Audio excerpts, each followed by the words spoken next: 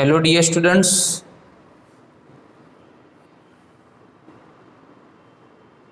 Chapter number 7 में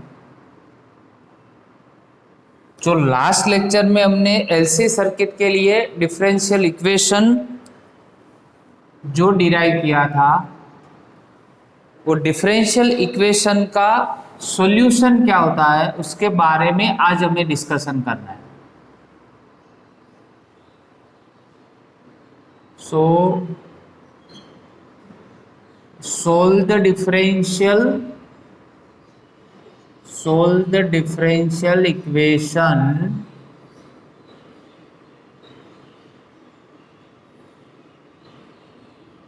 of LC circuit. Solve the differential equation of LC circuit. Differential equation था d square q divide by d t square plus 1 divide by L C is equal to 0। साथ में यहाँ पे coefficient था Q, तो Q भी लिख सकते हो यहाँ पे, या तो यहाँ पे 1 के प्लेस पे भी आप क्यू लिख सकते हो। तो एलसी सर्किट के लिए डिफरेंशियल इक्वेशन था d square q divide by d t square plus q divide by L C is equal to 0। Solution of this differential equation, इस डिफरेंशियल इक्वेशन का सॉल्यूशन है q is equal to q m cos omega 0 t plus 5। q is equal to q m cos omega 0 t plus 5। इसको बोलते हैं second order differential equation, because 2 time derivation है और q का ये differential equation, ये उसका सॉल्यूशन जो हमें याद रखना है। But at t is equal to 0, what is the charge on the capacitor? maximum charge। t is equal to 0 मतलब इनिशियल टाइम पे कैपेसिटर पे उसका मैक्सिमम चार्ज होगा, जो कितना रहेगा qm जितना। तो ये qm हो गया, यहाँ पे भी qm हो गया, cos ओमेगा 0 t प्लस क्या होगा 5। अभी देखो t इज इक्वल टू तो हमने 0 लिया है, तो ये qm यहाँ पे कट हो गया, ये हो गया 1 is equal to cos t is equal to तो 0 है, तो ओनली क्या रहेगा 5। So 5 is equal to cos inverse 1। अभी cos की वैल्यू कौन से एंगल पे 1 होती है? तो 0 डिग्री पे cos 0 1 होता है कि नहीं? तो 5 क्या हो गया हमारे पास 0। इस इक्वेशन को देते हैं नंबर फर्स्ट। सो फ्रॉम 1, चलो फर्स्ट की बेटा बात करें तो ये क्या हो गया q is equal to q m cos omega 0 t plus 5 तो 0 हो गया, so that q is equal to q m cos omega 0 t। हमें तो इसके साथ करंट की वैल्यू निकालनी है, तो चार्ज है, तो करंट की वैल्यू निकालनी हो तो क्या करना पड़ेगा, इक्वेशन का डिफरेंशिएशन करना पड़ेगा। तो differentiating with respect to time, चलो टाइम के रिस्पेक्ट में डेरिवेशन करो, तो I इज इक्वल टू होगा d q by d t, मतलब क्यू का टाइम के रिस्पेक्ट में अगर डेरिवेशन करे तो यहाँ पे QM तो क्या होगा कांस्टेंट रहेगा, और cos ओमेगा 0 t का होगा माइनस साइन ओमेगा 0 t, और ओमेगा 0 t ओमेगा 0 t है तो वहां पे ओमेगा 0 भी आप लिख सकते हो, तो हो गया minus QM omega 0 into sine omega 0 t is equal to हो गया I। ओके चलो, तो I इज इक्वल टू तो d q by d t है, यहाँ पे जो I की वैल्यू है तो पूरा ही फिर से लिखते हैं, I इज इक्वल टू यहाँ पे हमने लिखा है D q by d T, D q by d T. अभी प्रीवियस थ्योरी में याद करो कि एलसी सर्किट की प्रीवियस थ्योरी में बताया था कि जितना चार्ज कम होता है कैपेसिटर पे उतना ही करंट इंक्रीज होता है, इसलिए यहाँ पे क्या लिखेंगे माइनस।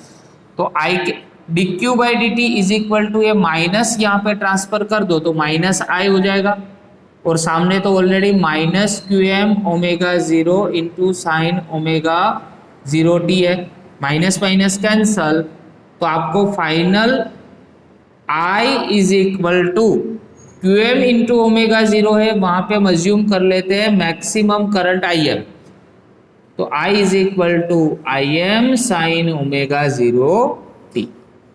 ये हो गया पूरा एलसी सर्किट के लिए डिफरेंशियल इक्वेशन का सॉल्यूशन करंट के साथ। ओके, सिर्फ हमें क्या करना है, तो पहले तो एक डिफरेंशियल इक्वेशन लिखना है और उसका सॉल्यूशन हमें याद रखना है इक्वेशन नंबर 1 के तहत। उसके बाद t इज इक्वल टू 0, तब चार्ज होगा हमारे पास q is equal to q m जितना, जो हमें इसमें याद रखना है, और उसके बाद 5 इज इक्वल टू 0 का सिंप्लीफिकेशन इसमें देना है, राइट। वैसे ही दूसरा क्वेश्चन है इसमें,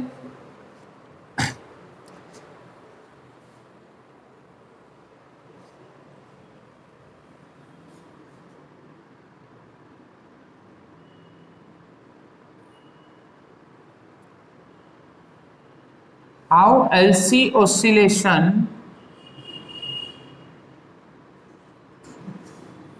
are produced in LC circuit। LC oscillation कैसे प्रोड्यूस होते हैं, तो पहले तो LC सर्किट है मतलब इंडक्टर और कैपेसिटर का कॉम्बिनेशन होगा। तो एलसी सर्किट की जो डेफिनेशन थी उस डेफिनेशन की तहत यहाँ पे होगा हमारे पास कैपेसिटर और यहाँ पे होगा इंडक्टर, ये इंडक्टर, राइट, ये इंडक्टर है एल, ये हो गया कैपेसिटर। अभी कैपेसिटर पे चार्ज कितना है, ये पॉजिटिव चार्ज है, यहाँ पे हमारे पास है नेगेटिव चार्ज, ये पॉजिटिव और नेगेटिव चार्ज। यहाँ पे पोटेंशियल होगा VA जितना, यहाँ पे पोटेंशियल होगा VB जितना। पहले ये फुल्ली चार्ज होगा, T is equal to 0 time पे, जैसे हमने प्रीवियस थ्योरी में देखा उस पे चार्ज मैक्सिमम होता है कितना, QM जितना, मतलब ये फुल्ली चार्ज है। अभी नेक्स्ट डायग्राम में कैपेसिटर का जो चार्ज है वो चार्ज ट्रांसफर होगा कहाँ पे, इंडक्टर पे। कैपेसिटर का जो चार्ज है मतलब इसमें जो प्लस प्लस है इसमें कम हो गया, देखो इस प्लेट पे पॉजिटिव चार्ज, यहाँ पे नेगेटिव चार्ज हो गया, और इसमें से करंट फ्लो होने लगा कितना, I जितना, करंट फ्लो इसमें स्टार्ट हो गया। सो इसमें एनर्जी ट्रांसफर होने लगी है इंडक्टर एल,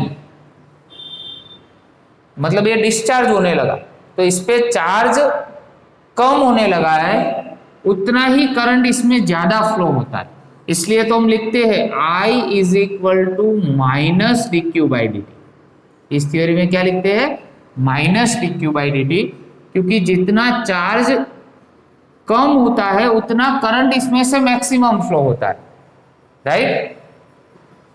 अभी इसमें कितनी इलेक्ट्रिकल एनर्जी स्टोर होगी, मैक्सिमम, तो electrical energy stored in capacitor is given by 1/2 QM² divide by C। Electrical energy कितनी स्टोर होगी, 1/2 QM² डिवाइड बाय C। वैसे ही सेम थर्ड डायग्राम ड्रॉ करते। थर्ड डायग्राम में क्या होगा, एक कैपेसिटर फुल्ली डिस्चार्ज हो जाएगा, मतलब इसमें से सारे चार्ज है वो किसको मिल जाएंगे, पूरी एनर्जी कहाँ पे ट्रांसफर हो जाएगी, इंडक्टर पे ट्रांसफर हो जाएगी। अभी इस पे कोई भी चार्ज नहीं रहेगा, तो ये हो गया fully charged, sorry fully energised हो गया इंडक्टर। इसलिए यहाँ पे दो लाइन से बताते हैं, यहाँ पे ये फुल्ली एनर्जाइज्ड हो गया इंडक्टर एल। ये है कैपेसिटर सी। इस टाइम पे बेटा कितना करंट फ्लो होगा, मैक्सिमम करंट फ्लो होगा, सारा करंट यहाँ पे फ्लो हो जाएगा, सारी एनर्जी यहाँ पे क्या हो जाएगी, ट्रांसफर हो जाएगी इंडक्टर। अभी यहाँ पे जो एनर्जी है फिर से कहाँ पे, कैपेसिटर को मिलेगी। मतलब अभी जो साइकिल होगी वो रिवर्स हो जाएगी। रिवर्स साइकिल माना क्या होता है कि यहाँ पे अभी प्लेट की जो पोलैरिटीज है वो चेंज हो जाएगी। प्लेट की पोलैरिटी क्या हो जाएगी, चेंज हो जाएगी। दैट मीन्स यहाँ पे माइनस हो जाएगा और इस प्लेट पे क्या हो जाएगा, प्लस हो जाएगा। क्या हो जाएगा, प्लस हो जाएगा। मतलब कैपेसिटर अभी क्या होने लगा है, चार्ज होने लगा है। ठीक है, कैपेसिटर क्या होने लगा है, चार्ज होने लगा है। तो एक कैपेसिटर अभी चार्ज हो रहा है तो इसमें एनर्जी फिर से कम हो जाएगी। इसमें ज़्यादा हो गई थी, अभी इसमें फिर से एक लाइन हमने कम कर दी, मतलब एनर्जी थोड़ी कम हो जाएगी, क्योंकि फिर से एनर्जी किसको मिल रही है, यहाँ पे कैपेसिटर को मिल रही है सी। तब इसमें कितनी एनर्जी होगी, तब इंडक्टर में एनर्जी होगी, मतलब मैग्नेटिक एनर्जी। और इंडक्टर में स्टोर्ड एनर्जी होती है 1/2 LIm², क्योंकि इस टाइम पे ये जब पूरा एनर्जाइज हो जाएगा तब इसमें टोटल फुल एनर्जी कितनी होगी, 1/2 LIm² जितनी एनर्जी होगी। ठीक है, और सबसे लास्ट डायग्राम में इंडक्टर की टोटल एनर्जी जो है वो फुल एनर्जी किसको मिल जाएगी, फिर से कैपेसिटर को मिल जाएगी। फिर से लास्ट डायग्राम में ड्रॉ करते, ये प्लेट फुल्ली चार्ज हो गई मतलब नेगेटिव, ये फुल्ली चार्ज हो गया मतलब ये हो गया positive. Positive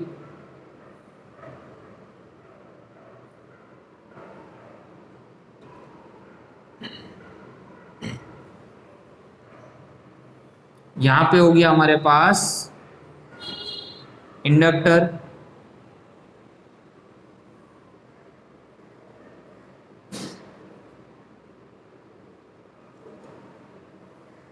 L,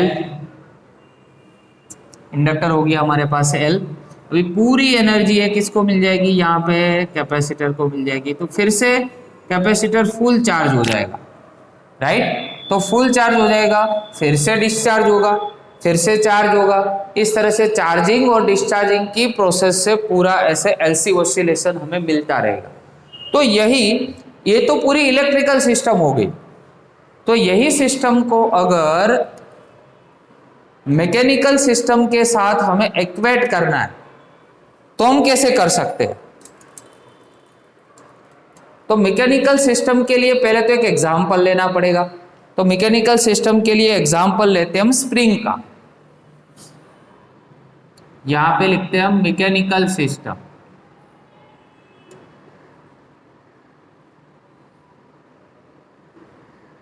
energy stored in spring. तो मैकेनिकल सिस्टम में क्या होता है कि मान लो कि यहाँ पे हमने एक स्प्रिंग रखी है,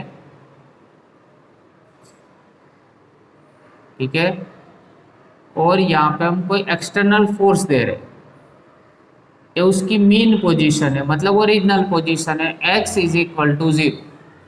तो स्प्रिंग में आप दो कर सकते हो, या तो यहाँ से स्ट्रेस कर सकते हो, यहाँ एक्सपांड कर सकते हो, या तो उसको कंप्रेस कर सकते हो। तो सेम थिंग यहाँ पे भी होती है। आप जब स्ट्रेस करते हो तब x is equal to let say plus a जितना डिस्प्लेसमेंट हुआ, और जैसे आपने यहाँ पे क्या किया, कंप्रेस किया, तो x is equal to minus a जितना डिस्प्लेसमेंट हुआ। ठीक है, तो सेम वे यहाँ पे भी ऐसा होता है कि जैसे ही कैपेसिटर चार्ज था, कैपेसिटर जैसे ही यहाँ पे चार्ज था, तब एक स्प्रिंग यहाँ पे ओरिजिनल पोजीशन पे थी। जैसे ही आपने स्ट्रेस किया तो उसका जो चार्ज था वो धीरे धीरे यहाँ से किस में ट्रांसफर हुआ, इंडक्टर में ट्रांसफर हुआ। तो यहाँ से जैसे आपने स्ट्रेस किया तो उसका एम्पलीट्यूड में क्या हुआ, चेंज हुआ। तो यहाँ पे आप लिख सकते हो कि यहाँ पे अगर मैकेनिकल सिस्टम है और यहाँ पे अगर इलेक्ट्रिकल सिस्टम है, इलेक्ट्रिकल सिस्टम, तो मैकेनिकल सिस्टम में जो डिस्प्लेसमेंट होता है, डिस्प्लेसमेंट होता है जिसको हम क्या बोलते हैं, एक्स बोलते हैं, तो यहाँ पे वो इसका रोल कौन प्ले करता है, इलेक्ट्रिक चार्ज, मतलब क्यू जो होता है वो रोल प्ले करता है, राइट। यहाँ पे जो स्प्रिंग का मास होता है, तो यहाँ पे क्या होता है, इंडक्टेंस होता है, और रोल कौन प्ले करता है, यहाँ पे इंडक्टेंस एल रोल प्ले करता है। ठीक है, तो ये पूरा मैकेनिकल और इलेक्ट्रिकल सिस्टम के बीच का रिलेशन है, ये पूरा क्या है, रिलेशन। यहाँ पे जब dx बाई dt होता है, मतलब डिस्प्लेसमेंट का टाइम के रिस्पेक्ट में होता है, वो हमें क्या मिलता है, वेलोसिटी मिलता है। तो वैसे ही वेलोसिटी का रोल कौन यहाँ पे प्ले करता है, तो करंट प्ले करता है, और x की जगह पे यहाँ पे क्या होगा हमारे पास, चार्ज डिवाइड बाय टाइम होगा, I is equal to d q by d t जितना फॉर्म होगा। ठीक है, वैसे ही सेम स्प्रिंग के लिए उसका स्प्रिंग कांस्टेंट होता है जिसको हम क्या बोलते हैं, स्प्रिंग कांस्टेंट को हम क्या बोलते हैं, के बोलते हैं, स्प्रिंग कांस्टेंट, स्प्रिंग कांस्टेंट होता है के। तो यहां पे होता है inverse reciprocal of capacitance, reciprocal of capacitance जो होता है 1/c के फॉर्म में, क्या होता है, 1/c के फॉर्म में, राइट। और यहाँ पे जो एनर्जी होती है वो एनर्जी का भी फंक्शन ये आप यहाँ पे ले सकते हो, जैसे मैकेनिकल एनर्जी है, टोटल एनर्जी है, मैकेनिकल सिस्टम में टोटल एनर्जी, जिसमें दो एनर्जी होती है, एक होती है स्प्रिंग की एनर्जी और दूसरी होती है काइनेटिक एनर्जी।